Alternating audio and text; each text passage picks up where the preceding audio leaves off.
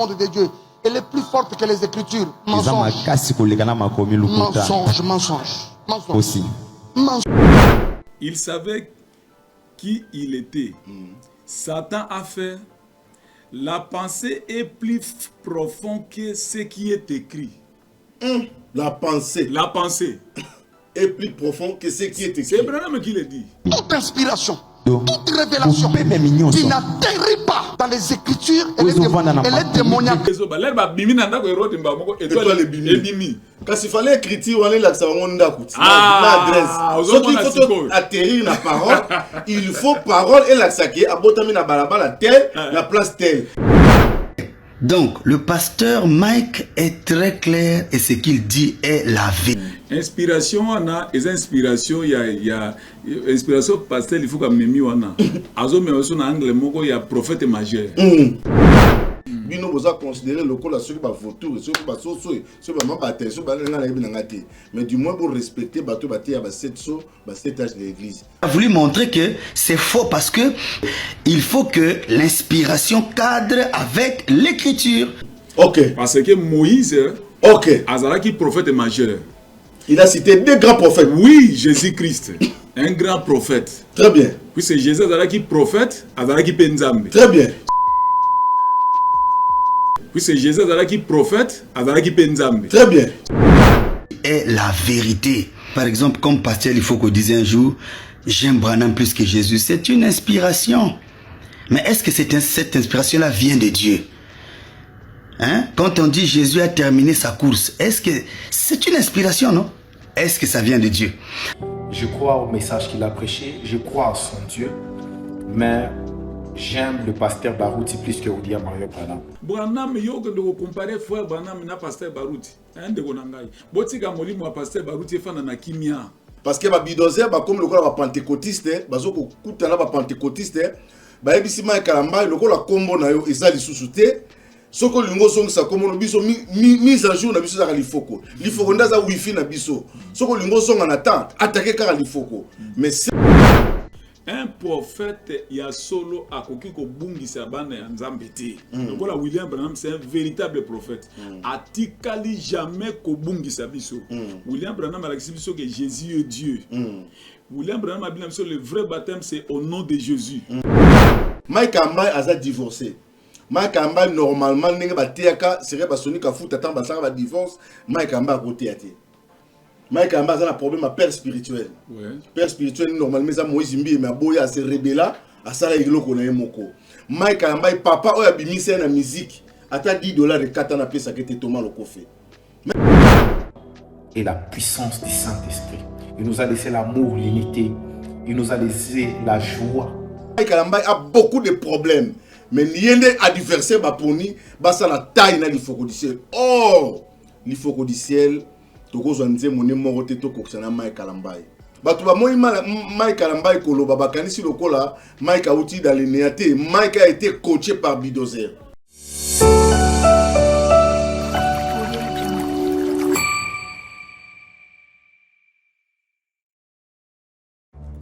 Dans les soucis de vous informer, divertir et vous former, Nouvelle Tendance, votre chaîne, met à votre disposition des applications, radio et télévision. Comment installer? C'est simple. 1.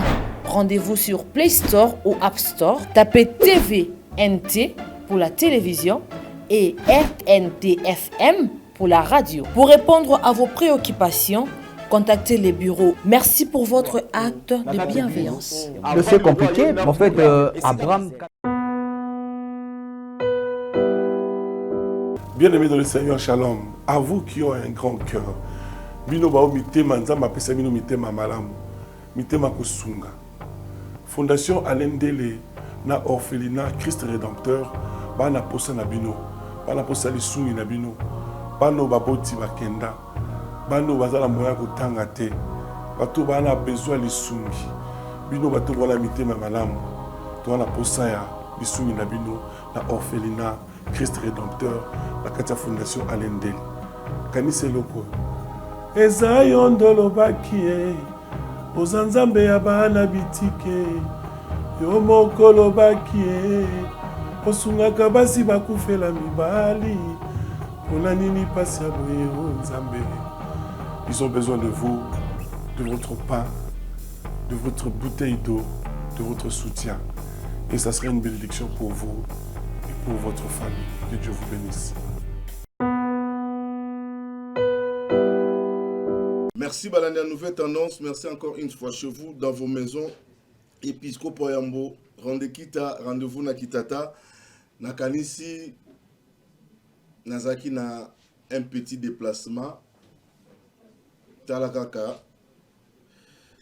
Musalo to sala esengaka pe air moko pe oke moko pema oke moko kotala pe na bamboka mususu makambo eza koleka kuna et na kati makambo na banda kosala pona makambo na yoki vraiment esalinga pasi na motema basali ya nzambe niveau yo bakomi komemela liloba nzambe alors ekomi pesa siko biso lokola neti motema pasi mais lokola boyebi ki nga nazali wazalendo di message nabengaki pasteur na biso oyo bolingaka mingi aya ko intervenir par rapport à la parole parce que il s'agit de la parole parce que tu as tout côté la bandila te boloba boete botika makambo mabele mais to belande liloba c'est très important nakanisi nazoko senga na régie bala que invité na biso ya mokolo na lelo bala nyonso un message bambote na bino partout dans le monde iska bozola na biso bolbaki ki episcope to na besoin tout le monde na yo wazane le message et na ba ki émission yo za na niveau na ngate fona ki nobenga mosali na nzambe molobeli na nzambe oyo azali bouche autorisée oyo yebi bible pas yebi branchir a expliquer biso il était comment.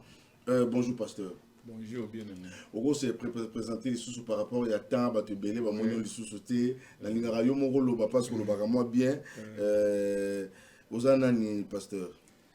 Nazali pasteur na message ya frère Branham église ezomi na limité na quartier Kingabwa kombo église man caché tabernacle.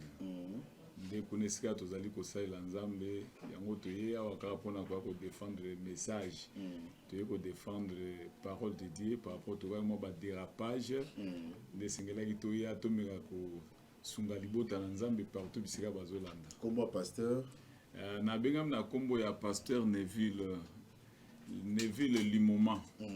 C'est ça mon nom. Ok, pasteur Neville, que Dieu vous bénisse par rapport à l'intervention na yo ndenge ndimi otika ba makambo na yo outi musika vraiment ti okoma awa pona koya ko éclairer bana na nzambe.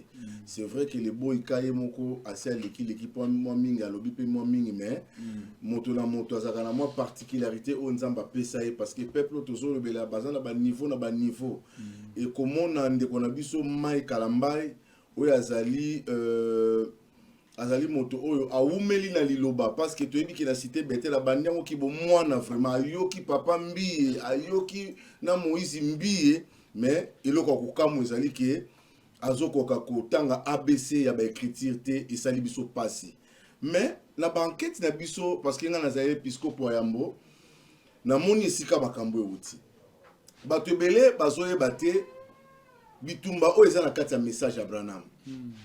Bato ba s'élever pour ba humilier le nom de Branham. Bato ba s'élever pour ba humilier doctrine ou ya message ya Branham ayaki na mon message du temps de la fin.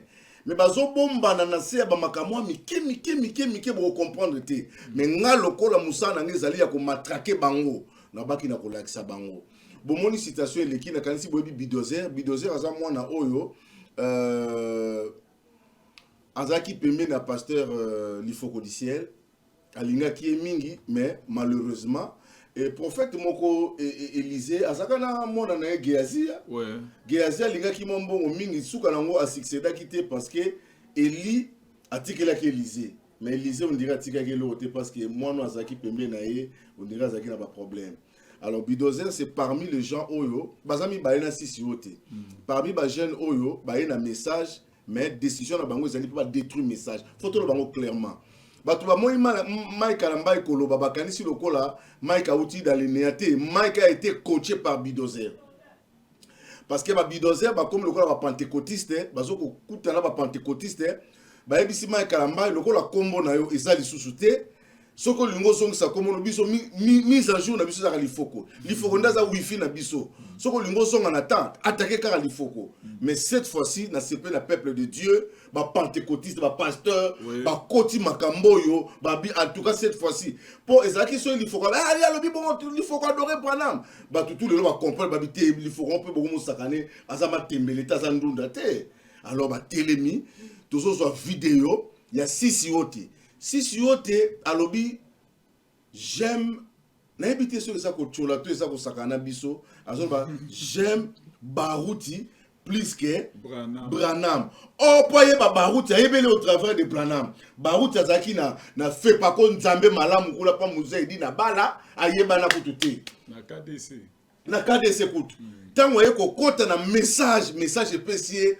Oh, yemoka banda ko lela bina za soki Branham te vi na ngeza pamba mais tala mwana aussi si ote au sakana biso na bato message après ce discours na et puis Bidozer après avoir Mike Amba ko ça la vidéo wana a confirmé que Mike Amba a raison. Mike donc vraiment na yoki na mawa bino bato bosimba ki bonchir Bidozer tala skolelo au BBC réputation, il y a Moutoua Batouanzambe, Mike Alambai a divorcé.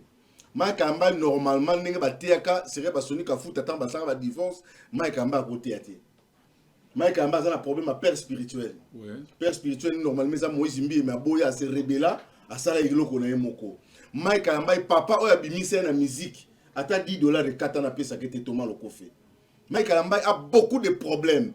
Mais il y a des adversaires pour nous, c'est la taille de l'ifoko du ciel. Or, l'ifoko du ciel, tu as dit que mon numéro est Mike Alambai. Ata soki likambo ngolo ayemba ata nini bozwana nze momo l'ifoko du ciel et ça na match te. Alors, avant okota na makambo e nango ya liloba, tozona vidéo ba tuba mona ba ba complot zaki nini o ngai na dévoilant on a mis sur bateau vidéo après tout son. Toute inspiration, toute révélation qui n'atterrit pas dans les écritures et les démoniaques. Toute une révélation qu'on les malobate. Amen. Le monde de Dieu, elle est plus forte que les écritures. Mensonge. Mensonge. Il orient. Et nous sommes venus pour l'adorer. Les mages quittent où? L'Orient.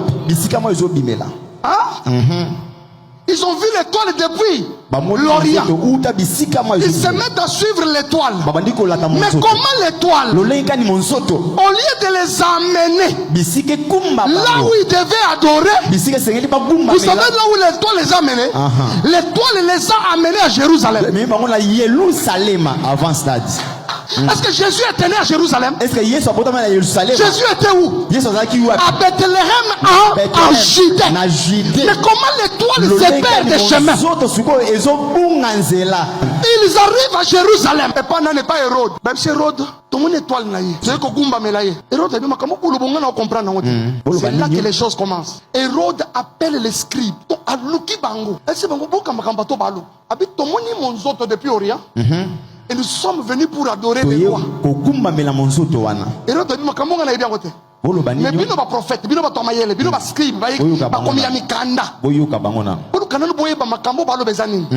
Tango ba yoki tango ba lobité zela. Tokende to vérifier ce qui makambo bo lo boyo et komama. Tango ba keiko tala, ba koina mukanda ya Miché. Même pas Esaïe hein. Vous comprenez? Donc, le pasteur Mike est très clair et ce qu'il dit est la vérité. Par exemple, comme pasteur, il faut qu'on dise un jour, j'aime Branham plus que Jésus. C'est une inspiration. Mais est-ce que cette inspiration-là vient de Dieu? Hein? Quand on dit Jésus a terminé sa course, est-ce que c'est une inspiration, non? Est-ce que ça vient de Dieu? Lorsqu'on dit, par exemple, qui prouve si l'inspiration est vraie? Ne pense pas que tu vas te lever un jour, cher prédicateur, avec tes révélations personnelles, tout ça, la fête des révélations, là, c'est ça qu'on est en train de dire. Pour venir nous faire croire des choses qui ne sont pas bibliques, on va te croire parce que c'est l'inspiration. C'est là où est le pasteur Mike. Mais il a voulu montrer que c'est faux parce que il faut que l'inspiration cadre avec l'écriture. Sinon, il n'y a pas de problème. Et même le compte de pasteur, il faut que les frères du message, il ne peut pas se fâcher parce que c'est ce que le pasteur Mike a dit. Et l'écriture, les chrétiens de Béret, dont la... Sincèrement, je crois au ministère de William Mario Branham. Je crois au message qu'il a prêché. Je crois en son Dieu. Mais j'aime le pasteur Barouti plus que William Mario Branham. Oui, c'est vrai. J'aime Barouti plus que Branham. J'ai connu frère Branham par la révélation. Je ne l'ai pas connu physiquement. Mais j'ai eu à connaître la personne de Barouti Kassogo physiquement. C'était un homme spécial. Il nous a laissé un grand héritage. La parole et la puissance du Saint-Esprit. Il nous a laissé l'amour, l'unité. Il nous a laissé la joie. Vraiment, j'aime cet homme et je crois que son Dieu sera aussi notre Dieu. Que le Seigneur vous bénisse. Shalom. Merci beaucoup. Nakanisi Olandi vidéo oyoki bidozer nenga lobby. Makambasi si ote tosi mona suka. Pasteur. Est-ce que Makambo Moïse nani Mike Kalambai a lobby na biso? Est-ce que ça a raison, toi ça a faute? Parce que Babi Mike Kalambai a lobby, il faut qu'on que l'inspiration c'est le monde de Dieu, elle est plus forte que les écritures. Yabi faux. Un. De deux, c'est diabolique. Diabolique, traiter déjà de diabolique, c'est qu'il faut que diabolique. Isa baloba moko ya makasi koloba na égard ya lifoko du ciel. Mais na lingi na to keno kunate to simana no historique ya betia ba mage. Alobi histoire ya ba mage. Ba mage ba otaki na orient, ba moni étoile, ba landi étoile. Mais pour que étoile soit vie, il a fallu la parole et confirmer étoile wana. Et puis alobi étoile étoile bunga kole ke na Bethléem, étoile ke na côté mususu étoile bunga kinzela. Est-ce que pasteur Neville Oko expliquer ton message partout Afrique du Sud, Mbote, Canada, États-Unis, Mbote mingi toyoka sikoyo musali na Nzambe. Merci beaucoup, bien-aimé, le vrai Wazalendo du message. Problème ezali que alobaki ndeke yalobi que étoile bungisi bango nzela. Étoile bungisi ba mage nzela. Baki ko se retrouver dans ndaku ya yango en tout cas révolté na makasi. Et toi, les bungisa bango nzela na sens nini? Puisque selon la Bible, ceux qui ne comprennent que Kalambai attendent la Bible, ça théologie, je crois. À ça la théologie. Et toi, na kati la Bible, ça qu'on représenter message, un messager. Sur total na Apocalypse chapitre 1, to komona ke ezana moto moko asimba ki 7 étoiles na maboko. Moto ana kombone Jésus-Christ. Cette étoile, les alliés, messager au Jésus a zotinda na mokili. Batindami. Paul, Irénée, Colomba, Martin, Wesley, William Maro Branham. Les étoiles au Jésus a simba ki na maboku na yi. Alors étoile, les alliés ko lakisa mutu, les alliés ko lakisa bana nanza menzela. C'est-à-dire un prophète. Donc l'étoile c'est un prophète. Pasteur Mike Kalambai. Et toi, les alliés de Mosakoli. Alors, un véritable prophète de Dieu a coquille jamais comme un bateau en dehors de la parole. Un prophète de Dieu comme un bateau quand on a la parole. Ce qu'on a déclaré, ça va déclaration, on dit que non. Et toi, les bungisi bangonzela, qu'on se retrouver dans Jérusalem. Non, ils ont bon côté papa. Dans la Bible, réalisez encore la Bible. Ils ont dans Matthieu chapitre 2. Dans les attaques, donc. Botanga ngobino balandi ya nouvelle tendance bozolanda biso partout dans le monde entier na bana message bota la histoire on est dans Matthieu chapitre 2 ba mange ba moni betoile misato esangani ba moni que non ezan événement moko eza sur la terre c'est-à-dire masia abotami ko bango baza batali ya minzoto. Alors les ba moni étoile ba bandi kolanda. Étoile principale les ont conduit bango fa ba mkuta benga étoile du matin. Les ont conduit bango pa et kambi bango ti bangonde. Ba manji wana bazui idée que tokene na Jérusalem pour Jérusalem ezali siège social il y a ba église. Le gola Kinshasa. tozana Kisangani, tozana Lubumbashi, tozana Bandundu, tozana Bakongo. Siko bango bazui idée que donc lokola Kinshasa c'est sa capitale, to kende na capitale, c'est-à-dire mokonza mboka ko yeba que Jésus a botami quelque part to kende ko tourna ye, yende moto ko informer biso place où Jésus azali. C'était ça. Er bango bazui idée wana. Ya koluka ke ba kende Jérusalem, c'est là que étoile disparaître. OK. Parce que bango bazui déjà idée azali ya dénomination. Ya ki mokili. Ah, donc bazui idée ya bato mokili. Yango siko étoile tiki bango, étoile est disparaître. Bakena ndako Hérode. Hérode écoute ye moko pa yeba ki sango te. Bango te mutu ba informer ye. Abi atoya wa toye koluka mokonzi ya bayudo ya botami abona. Ah! Selon la parole de Dieu, selon la Bible, Hérode a ki zuwa na motema na ye. Babi Jérusalem troublé. Ah oui, avec lui. Il y a ça qui mokonzi ya mboka. So mokonzi ya botami se ka yeko zo place na ye. Selon ye amona ke mokonzi wana yeko zo ande place na ye. Alors yeko sale make Hérode a bisi bango bon. Soki bo moni place mwana ngwa zali boye bisanganga pena kendo sambela ye. Alors tant bango ba komi na Bethléem. Puisque prophétie lo ba ki na Bethléem. Michée, Mika lo bien ngoza na mukanda ya Michée na Bethléem. Alors le ba komi kuna bakendeki na ba présent, bakendeki na wolo, bakendeki na malata, malasi, ainsi de suite, ba adorer mwana wana. Tant ba adorer ye, ange ebisi bango bozo ngo sui pa Hérode te, bozo nzira mususu. Puisque makamwana ezaki nzamba lingaki te ke Hérode akende kuna kende ko détruire mwana wana. Donc c'est un peu ça, et ça qui ndingi wana papa journaliste. Donc yende a se tromper. Ah frère bana mazo babi que étoile tika ki bango. On a battu un message.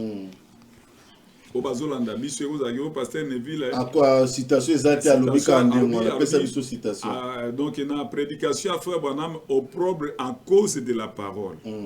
Atia kiango le 12 le 23 12e mois 1962. Quand on dit que frère Branham mazolo banango na prédication na opprobre en cause de la parole. Bogotanga yango na paragraphe na yango balandi ya message. Bogotanga on a 220 221 mais nangina tanga surtout place au frère Branham mazoba ke étoile tika ki bango. Wana des actes très importants na éviter ceux qui temps ils attendent. Tanga oh papa tout makamongo yango tonto mettre fin na débat oyo ya parce que pasteur ebele ba bungi nzela na ba ona banda considérer mama makamna zoka ba oloba. Yoka balobi awa c'était de mettre dans leur domaine. C'était des grands hommes. Ils étaient des maîtres dans leur domaine de la science religieuse. Ils examinaient les côtés religieux et ils ont vu les mouvements des étoiles. Donc, un mouvement d'étoiles.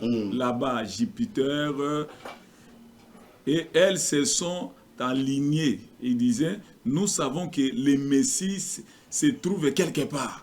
Tant que Messie a botami quelque part. Il doit donc être à Jérusalem. On a pensé na bango. Le quoi la Messie a botami. À Jérusalem. Dès qu'il s'est trompé, Mike Kalambaye. Il doit donc être à Jérusalem. Puisque c'est la capitale de la religion du monde. Alors, Jérusalem est la capitale. On dit tellement comme capitale. Le professeur le bagan de Bethléem. Bangonde moto bazo qui pensait que bagan à Jérusalem. Et toi, non. Non. Donc, Mike a se repenti. Bible dit qu'il va retrancher, nous n'avons pas retrancher par naï. Donc il y a baki c'est la Bible, le Bible le bien côté. Donc attends on a Matthieu chapitre 2 na balanda, so comme na verset 9. Ndezo ba lerba bimi na ndako Hérode mbamoko étoile bimi. Kasi fallait écrire on est là ça on ndako. Adresse. Ce qu'il faut atterrir la parole, il faut parole et la saké abotami na balabala tel, la place telle. Oh, tant que babi étoile et apparaître les sous. Tant que bimi na ndako Hérode, pour Hérode de dénomination. Le roi bango baza bibongiseli Yesu azawana te. Ogino koyemba obi bien-aimé. Tokolo bakute belete nzembo ya pasteur il faut qu'on a inspiration et zo pesa da réponse. Abike so mo dans inspiration te a oyemba nega lo. Quand un homme chante sans l'inspiration en lui, celui est semblable au cymbale qui retentit. Kaka lokola cymbale. Tono pamba ngungulu ya pamba.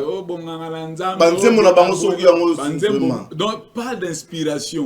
Loko moko ya bozindo kuna pende zati. Je crois pasteur, je crois les Camerounais yango suima et Kalamba nzembo wana donc ebati yango pe donc ya ke ko tumula il faut ko amutu mukete papa na message à frère Branham pasteur il faut kaza mutu munene na sali constant wana so ko tika na TikTok na minitio yango na yango c'est-à-dire na ba pentecôtiste moni ko apôtre moko depuis Canada azo corriger Mike Kalambai abi ndeko abi inspiration de yaka liboso avant que écriture et comme maman il faut d'abord yango tous on en place tozali abi abi de la religion du monde c'est leur siège social c'est le siège social des dénominations oyoki donc bango ba kende ki neloko za dénomination yango de toi le kimaki bango c'est là que les grands groupes ecclésiastiques siègent yoka si frère Branham ndinga zolo ba katisaki ba katisa bibale ainsi de suite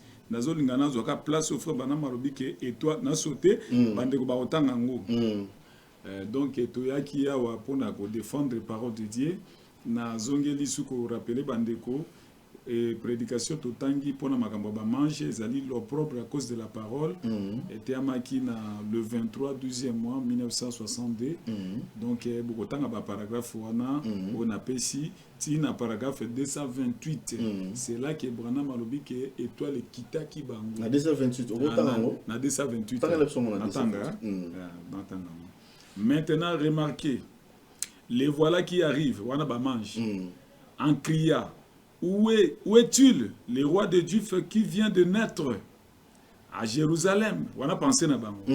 L'étoile les a conduits en plein là, en plein siège social dans des dénominations. Mais quand ils se sont tournés vers elle, l'étoile les a quittés. Étoile les a conduits bango, mais bango ba na dénomination directement tant ba commis na siège social, étoile les sanini etiki bango. Ils ont entré là dans la ville. Ils ont parcouru le riz. Ils attendaient à trouver la ville remplie de la joie. C'est le bango, la joie de Dieu. Ils ont parcouru le riz en criant avec joie. Où est le roi de Dieu qui vient de naître? Nous avons vu son étoile lorsque nous étions en Orient. Et nous sommes venus pour l'adorer. Rappelez-vous. L'étoile les dirigeait vers l'ouest. Et bien donc, on a l'ouest. Ok. Ils ont Kambabango, ils ont Kambabango. So bango de na pensé na bango. Ah, toko tana noir. Et pas Hérode. Et c'est là ma siège social yango. Quand tu pars chez Hérode, l'étoile est tikio.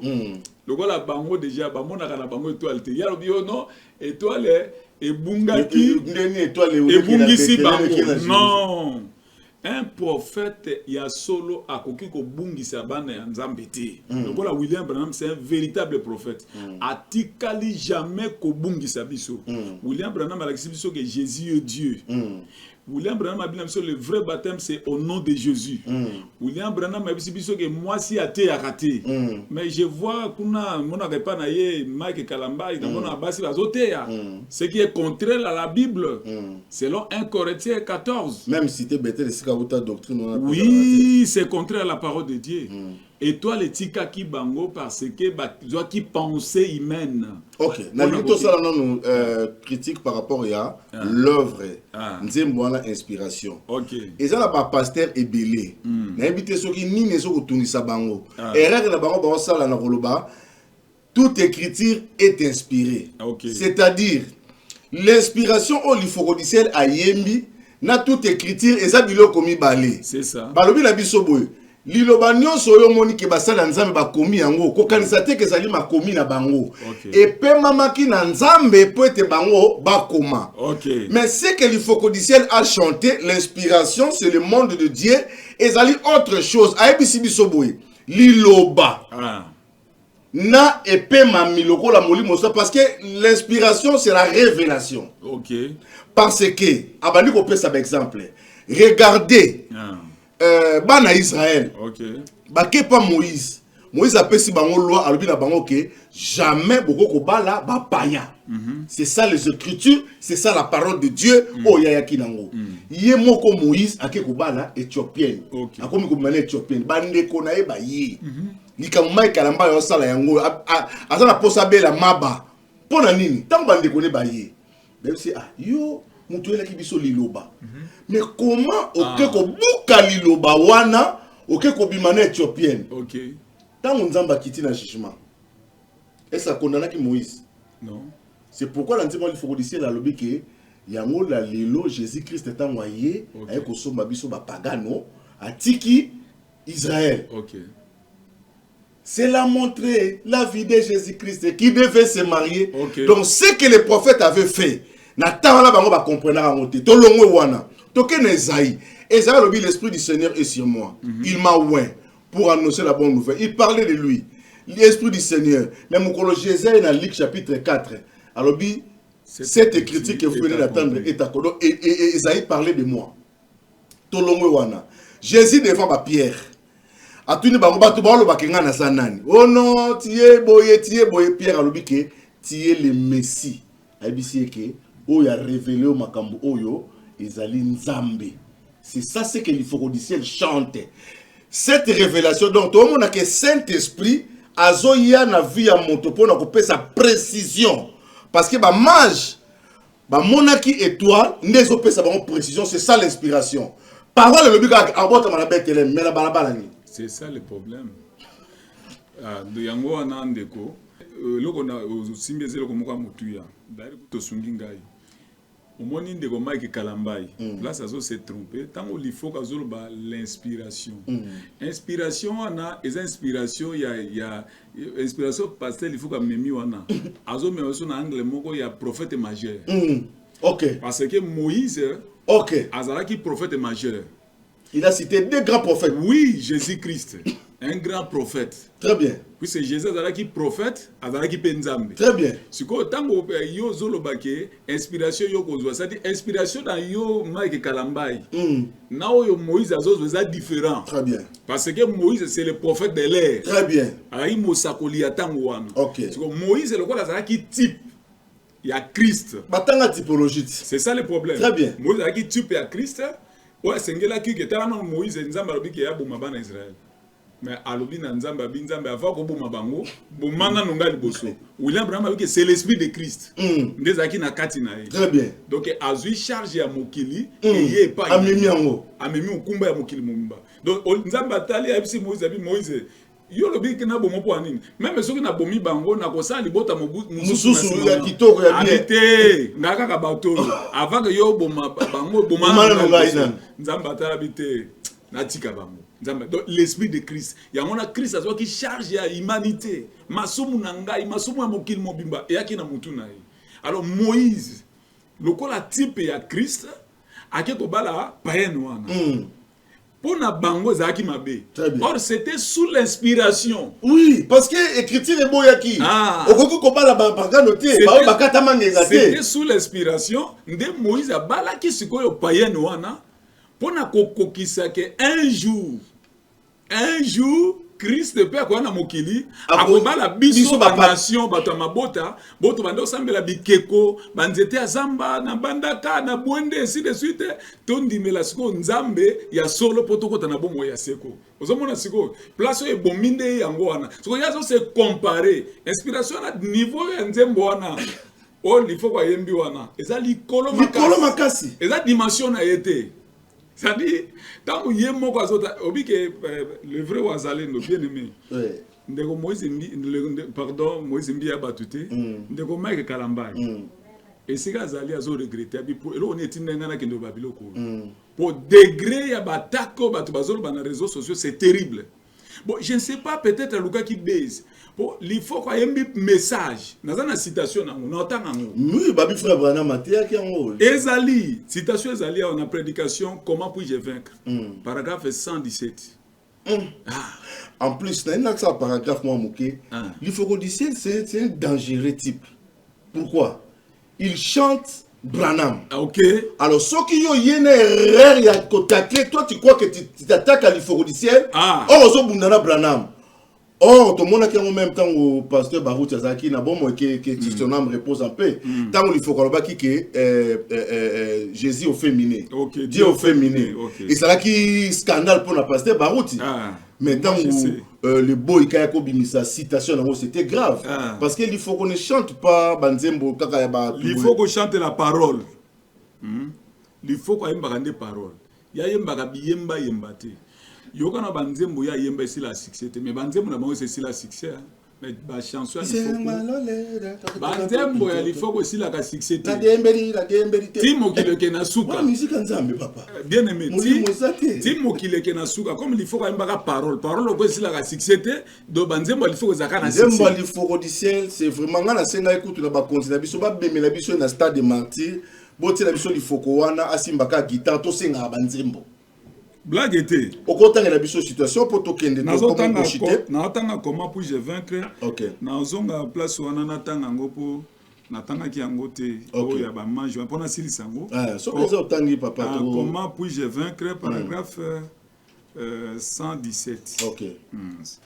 Boyoka ndenge Branham azoloba parce que il faut quoi miyembela kita embaki nde parole de Dieu a interpréter Branham donc là ndé comment que kalamba ya bengi ngo di diable c'est-à-dire a bengi nde Branham di diable pona oki yo mususu nani sœur wana je ne sais pas si elle est croyante si c'est une païenne mais je trente na yoki ah oui na yoki azoloba lobi il faut que ozoko c'est la moninga makambu ndeni lioko ndolobio azulu kinde problème na Branham pour bato message ba côté là yo non et loko passé il faut quoi yembi a interprétant de William Branham. OK to tanga ndenge frère Branham azoroba. OK ce n'est pas pasteur il faut qu'on a lobby yango mais c'est frère Branham yango. OK na attends on attend que loko esegisinga makasi il a dit oui il est aussi écrit. Voyez, c'est ça.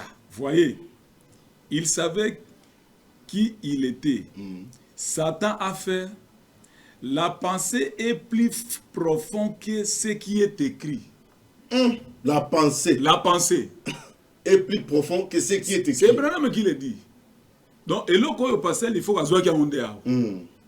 Tant que Nzambe a pensé, Dieu a pensé, frère Sylvain, quoi la mbangoa. Dieu a pensé, le prophète a parlé. Quand on a pensé, le prophète a lobby, il faut quoi yembi, nevi la tei, où est le problème? Il n'y a rien. C'est ça l'inspiration. C'est ça. Donc avant que, et comme écriture, ils ont d'abord pensé. Comme écriture. Oh, du diable, c'est faux, c'est faux. Non. Ce qu'on y est bien l'autre côté, n'a pas respect. Abandi au théâtre, lobby, on a ancien. Très bien. Na oloba na lobia ona na gaité na yebi ko bandaka na bandi kala eza bon nzamba yebi moto na ndenge na minzoto no saka ndenge moko te mais soko yebi eloko te olobi ko na zana respect na moto na nzambo benga na téléphone nzembo ona les a plus de 20 ans nzembo ona eza ekoza ba 30 ans lelo nzembo ali foko wana bon siko yo surtout ki nango lelo ndeko oluki beze oluki eloko dini je ne comprends pas. Oh, et ça dit diable, c'est faux. Donc, aux autres accès, frère Branham me dit diable parce que on attend que c'est Branham de Moutalobi.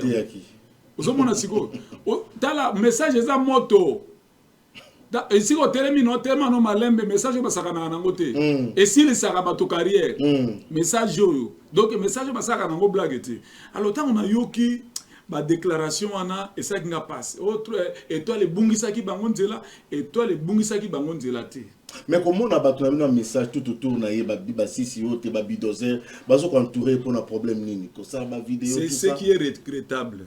Ce qui est regrettable ezali que le nzamba pambola pasteur Paul Ndembo na sepeli makasi na ndenge invité qui pasteur il faut que malgré que ngaza qui quelque part qui empêché malgré nazala ozomona c'est ça la parole de Dieu toki ko hériter ba guerre té ce qui guerre ezala qui pas na moto X et que n'est pas na Y té esprit ya frère bana meza esprit interdénominationnel de total la makabu croyance na yote ce ko bengi pasteur il faut quoi ta lobi que yo ndimaka lokola yete mais ce ça pour la parole de Dieu il faut ko d'ici la koya c'est ça le problème. Si vous avez fait un message, ndeko ya lobby makambo zote mela oyo Branham a lobby. Pour soutenir message. Ça ce n'est pas un esprit de Dieu. Ce n'est pas l'esprit de Dieu. L'esprit de Dieu continue à de la ini. Mais à peine nazo ko interpeller ba pasteur Carlos. C'est le moment ba ka pe ko telema bi ke ndeko to inviter ko pa na biso mais pas à ce niveau. Pour wana za frère na biso. En tout cas, il faut arrêter yango. Les loko lobi eza lo bananzambe te. Il faut otika yango. Mais na mona ba musu ba parce que alors ça na lobi loko te. Mais na zo mona bato musu bazo betela ndeko wana. Et maintenant tant si si ota lobi j'aime pasteur Barouti plus que Branham. Et ça c'est la folie. Il a libolema, hein, il y a bolema, ça dit William Branham nzamba pesa qui promesse. Abi ça qui Branham bo. Abi tous ceux qui t'ont aimé. Tous ceux que tu as aimé. Je te les donne. Ils sont entre tes mains et une portion du ciel t'est réservée. Branham promesse wana ezande ya ye. Ezali promesse ya pasteur Barotite. Ezali promesse ya frère Branham. Moi j'aime William Branham et j'aime le Seigneur Jésus. Mais William Branham comme prophète nanga. Il est trop grand pour moi. Mais Baruti onction azui wapi. Onction wana o biso tozanango lelo o ba lifoko bazanango lelo so ba koka bazo tambola. L'onction vient de là. Hein? Et où tu es pas William Branham, même Francis tu vas reconnaître yango. Onction za utakuna Branham yo que de comparer frère Branham na pasteur Baruti. Hein de konangai. Botika molimo wa pasteur Baruti fana na kimia. L'idée de mon père, il y a l'idée de mon père. Mais si quoi il faut pas le bagage j'aime Branham plus que Jésus. Mais c'est un contexte, c'est un contexte. Ah voilà, c'est contexte. Il faut comprendre le contexte au pasteur, il faut que le belaki. Très bien. Hein? Très bien. Nzambe yé moko nda lobi ke tolinga bana na ekoleka yé moko. Très bien. C'est Dieu qui a dit ça. Merci. Pasteur, il faut qu'on a contexte wana. Très bien. Mais au côté adoration, c'est autre chose. Mais il y a qui contexte ya makambu. C'est-à-dire il faut comprendre le contexte ni pasteur. Si on comprend le contexte, c'était au go même na prétexte. Au condamné pour rien. Très bien. Alors quelqu'un me ça bon. Merci. Message ni Maya Kalamba zotala. Message ko pesa Maya Kalamba ina band ya ba to message yo ba ke ko sangana ba dénomination pour abulisa bino ba to message. Message na la caméra pesa message. Message na pesa pasteur Mike Kalambai. Bon, question d'abord, depuis quand il y a un message. Puis c'est Magambo, ça Magambo un message. Au comme un message quand. Donc il y a des questions dans la zone na yo. Au comme un message quand. Magam Nabino kuna toyo kaka ebele, en tout cas toki parangote. Toyo kaka tellement ebele, ba Magam Nabino. Et puis témoignage il y a l'ifoko du ciel. On va publier na noté. Plus de 30 ans de carrière. Charles Mumbaya Lobayango a félicité passer l'Ifoko. Il a même dit qu'il fallait qu'il faut qu'on dise à la présidente Nabino. Très bien. Mais il faut qu'on dise à Boya Yango. Asa na qualité nyonso. Asa divorcé te. Asa na réputation ya mabete. Ba filma été. Akepe ko sala musala nzambe na mboka mopaya. Bitumba ebele. Et puis, tu as la succès, tu as l'église Azana Yango, Azo garder parole de Dieu, na honneur, na dignité nyoso. Aucune église, aucune église de Bolingo. Mais ça qui une église, on a un point noir. Autant ne pas ça là-bas, on a pas collecte. On a un problème, on a les collecte. On a un problème. C'est-à-dire une église est bien posée. Autant il est là, telika batubalati obi na koti na lola. Ça c'est le ciel. Batamaye le bazar on ba Benin Jembo. Aigle Masengo triple brassard à côté de la soleil. Kondi ya sene na bango kuna ya snel na bango kuna. Baza na kati c'est quoi qu'après la prière donc ba ma moto na morgue mais via ta prière boy ba ke na moto na nzia moto ala muki. Donc il faut qu'on dise là un témoignage moko favorable. Azo garder dignité à parole de Dieu, azo pe fierté na bino, so za chrétien za moyembi. Azo pe fierté na bino. Faut pas penser honneur, au lieu de jeter ma pierre likolo. Aider bango trop bazako izwa bande na ye ko yemba banzembo na ye. Papa, banzembo ebele wana, otako bana likambo ngolo ainsi de suite. Banzembo ebele zaka banzembo il faut que ba changer version. Baloli yango na nde. Très bien. Tikanga na mbangolo, moto a changer na version. Il faut quoi zande bibliothèque. Na mukili ba doka kasango ba bi musicien wana nani. Papa na biso wana Kofi oui. Babi azana banzembo ebele légende presque légende bango nyonso légende hein ça dit même balombo azana balbom loka violent mais na côté à ba chrétien c'est l'iforo du ciel donc moto akotia tembe azati niveau ya banzembo il faut que ça album azana ngo musu boyoka te c'est-à-dire il faut qu'on denga za wana za yemo mutaki ko sa ko banzembo album te c'est-à-dire ako composer sur te ako za azio yo e beti pe yomo yo ka inspiration ndenge za ko beta c'est-à-dire concert nga na pesa ye ezali ke attend la Bible mingi et puis attend ngo pe na se à prière puisque tant ngo lobi ke étoile bungisa ki bango nzela est-ce que c'est la Bible qui a dit ça? Voilà la Bible. Ils ont pensé na yo. Donc ils ont cliqué en moi et pas na bateau. Alors il faut pas que ban pate bandi makana bango kaka. Bandi. Papa, wanande simba wana. Na oki batu ba men kuna simba wana. Mais elo yo zolo beza parole de Dieu. Parole de Dieu le Bible monte étoile qui maki bango le bazu penser. Ya okende kuna na dénomination. Ya mono moni biso to kenda pas ba dénomination te. Des femmes à pantalon, ainsi de suite, mal habillées, qu'on l'a, parce que Nzambe, Rasta, parce que Nzambe, Nzambe, Mosantu. Oyembela na lolenge wana. Très bien. Merci, pasteur. Le message est passé. Mike Amba est vraiment, Tolingyo Mingi, c'est vrai que au bêta mi parce que tout ça n'a choisi. Sauf que si vous avez au bêta magarapo, azala ba nebele, mais ils en a to beto na bolingo. To beto na bolingo parce que au la pambala sima aussi mbara susté, aux ana ba deningo de kuna, aux ana ba tum sima no bango, ils ama comme la bino ba dénominationnel. Mais kolonga ko na message et bien que symbole na bango za ba aigle. Bino boza considérer le col ceux qui ba photo, ceux qui ba soso, ceux ba mamba te, ceux ba nga na yebina ngate. Mais du moins pour respecter bato baté ya ba 7 étages de l'église. Parce que makamwa eza makamna binoté na moni loko lobi koti confusion na ba pasteur na ba tout bana ko considérer ba ko mikoloba mususu lobi ono au commencement était la parole a été écrite par Moïse. Au commencement l'esprit de Dieu s'est mouvé au-dessus des eaux. C'était d'abord l'esprit de Dieu. L'esprit des abotambola écriture les a quitté ba benga ngo parole mais parole les a qui écrité. Oui, l'esprit de Dieu de bana ko tambola likola mai. Au moment là esprit kaka yango il faut que ça bi l'esprit est plus fort. Alors moi li loba te abwa ki loba te mabi eza makasi ke li loba potela maloba oyo na molimo zo pesa ba précision et puis eza très dangereux que li loba mais to boyi li loba te abi est plus fort ce qu'on m'appelle ni na lobby abi zaka makasi koleka parce que Jésus est moko tanga zo kende bisi ba ekoli quand le Saint-Esprit viendra il va vous rappeler les choses que on a nebisa ki bino bobosani pe akopesa bino biloko asika. C'est ça le fort parce que les disciples bakena kozwa molimo sang na chambre haute. Alors pasteur to suki si soki bambote ezali message ko kopesa na église na baone so balandi biso pour to suki sa émission na biso mokolo lelo. En tout cas, merci beaucoup na pesi église na ngai man caché de Kingabwa, na pesi mbote na ba administrateur église, na pesi mbote na ba diacre, na pesi pe man caché ya Lemba Imbu kuna na Monga Fula. Nazoki ne pesi koyo kuna. OK. Na pesi bango mbote Nzambe apambola bino mbote na ba pasteur ya Kingabwa. Na pesi ba pasteur Nyoso ya Kingabwa, pasteur Richard Sope, pasteur Pierre Mbala, pasteur Masimango, Antoine Boeke, ba pasteur natangi ba kombo na bino te bolimbisa ngai donc ba pasteur Bokaya, pasteur Bertin.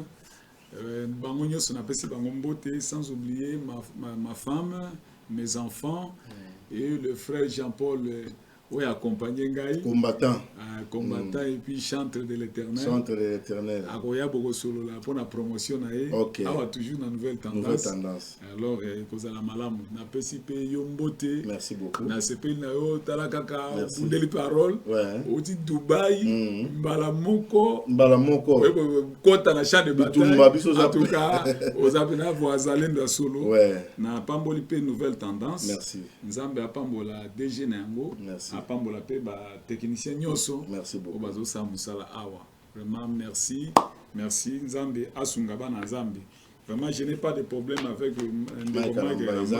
c'est la parole de Dieu comme il a touché un message il faut pas répondre tout le message merci beaucoup tokutani prochainement épiscope Mborande Kita rendez-vous na Kitata les grands Wazalendo du message merci.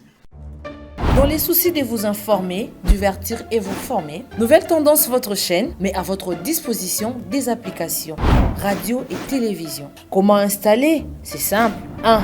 Rendez-vous sur Play Store ou App Store, tapez TVNT pour la télévision et RNTFM pour la radio. Pour répondre à vos préoccupations, contactez les bureaux. Merci pour votre acte de bienveillance.